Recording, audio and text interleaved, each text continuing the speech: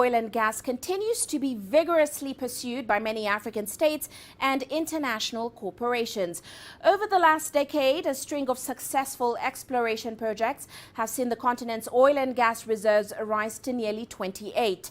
However, with unpredictable fluctuations in oil prices, it becomes more difficult for these African states to exploit their resources in ways that benefit them. The question now for Africa is whether embracing oil and gas is socially responsible. This is as the world transitions into a post-carbon globe, as renewable energy becomes more cost-effective. Well, let's break this all down with NJ Ayuk, the Executive Chairman of the African Energy Chamber. Very glad to have you on the show with us today, sir. Now, your book, which is called Billions at Play, it delves into the potential of the energy sector and the potential that the energy sector holds in revitalizing African economies. Now, it does come at a time when many oil-producing nations have been talking about diversifying their economies away from oil and gas. How do you address this particular issue or this shift in your book? Thank you so much for having me, and it's great to be here in Johannesburg. We're dealing with some unpredictable circumstances with xenophobia. My heart goes out to a lot of people that have been hurt by this. Racism, anti-Semitism, xenophobia, they're wrong, and we all should condemn it. Now, to your question with regards to how oil and gas is going to compete with what we're seeing today, I think we are in a very, very great period in Africa. We've had tremendous experience with oil and gas production and exploration, but you also have to look at where Africa is going with regards to diversification, diversifying the energy mix. And let's take, for example, in East Africa, Kenya was the only producer. South Sudan was the only producer. Now you have Kenya as part of this. So I think you're going to see a lot happening with oil and gas exploration, but also don't walk away from your day job. Keep the energy mix. Look at renewables. Transform and transition from fossil fuels as we know it every day.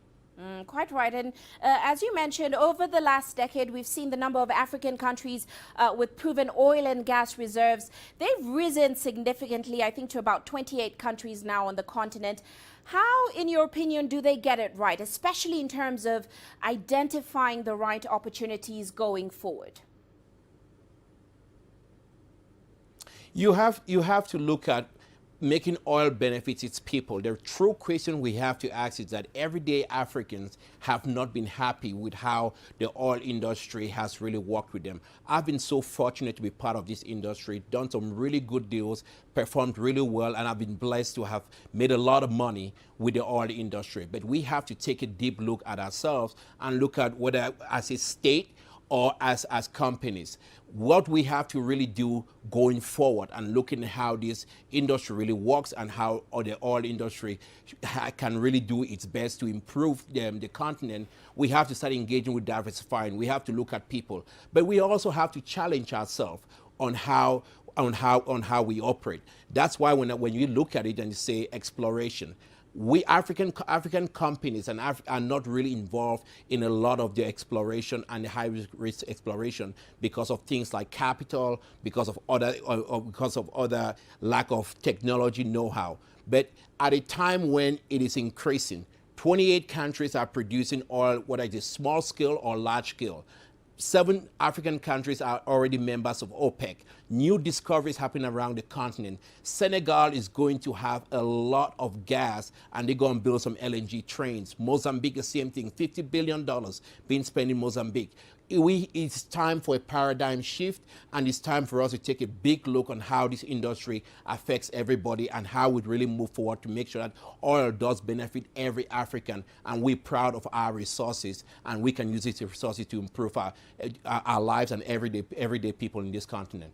Well, certainly the sector is once again attracting more investment, especially from exploration companies and refiners. And that's, of course, following the prolonged break we saw, which was sparked by a slump in oil prices. So given this, how do you suggest leaders make sure that they're on a sustainable and a profitable path moving forward? We have to create an enabling environment. All explorers, whether they're coming from China or the United States or Europe, they are going to be the future job creators, working together with African companies to do that. So you create an environment where they can explore. It's time to look at how we deal with our fiscal terms. It's time to look at how we deal with issues regarding local content. It's time we really look at how we attract more companies to explore, but explore responsibly. But when you also look at this, and governments have to pay attention to this, we have to also look at how we treat Africa's youth and also Africa's women.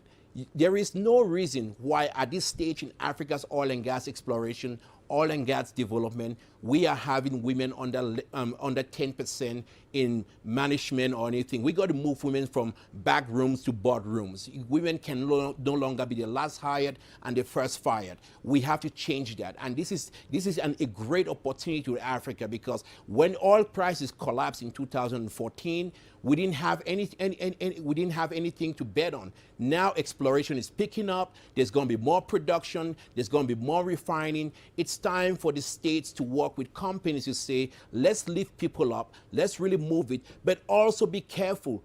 Don't go out there and go what I call and say and go nationalist on oil companies. You can't love jobs and hate those who create jobs. Let's create opportunities to make sure that this industry works for itself, and we use these opportunities to do what we've not really done very well in Africa in the past, to diversify our economies, make sure that we have lights. I'll give an example. You look at Nigeria, for example. You have so much gas being flared, the country doesn't have power. This is time to capture that gas that's being flared, and you really power the country. Well, you were actually just in Beijing, where you secured more than $1.4 billion in intentions to invest in Africa's bankable projects, especially in the energy sector. Give us a sense of what potential you see for China and Africa in the energy sector moving forward. China is going to be strong in Africa. China is in Africa to stay. There's a lot of opportunities to be done. There are a lot of opportunities between Africa and China, a lot of bankable projects. You're going to see a lot of investment in refining. You're going to see a lot of investment in developing fields that are already there, gas fields that are being stranded. China has done something really amazing with building technology, and that is really going to help in how we do our job. Well, we'd like to thank you so much for joining us today, sir. Unfortunately, we do have to leave it there. Of course, that was Mr. NJ Ayuk.